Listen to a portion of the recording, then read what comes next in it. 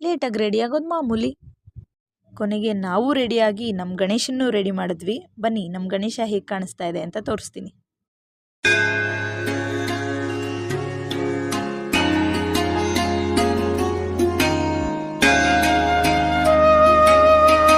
ಈಗ ಪೂಜೆ ಎಲ್ಲ ಮುಗೀತು ಮನೇಲೂ ಸಹ.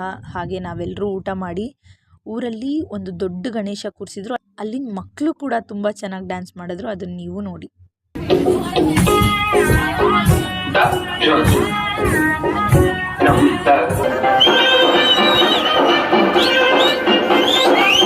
ಹಾಗೆ ವಾಪಸ್ ಗಣೇಶನ ಮೆರವಣಿಗೆ ನೋಡ್ಕೊಂಡು ಮನೆಗೆ ಬಂದ್ವಿ. ಮನೆಗೆ ಬಂದರೆ ಇಲ್ಲೊಂದು ಪುಟ್ಟ ಗಣೇಶ ಇನ್ನೊಂದು ಡ್ಯಾನ್ಸ್ ಮಾಡೋಕ್ಕೆ ರೆಡಿ ಆಗಿತ್ತು.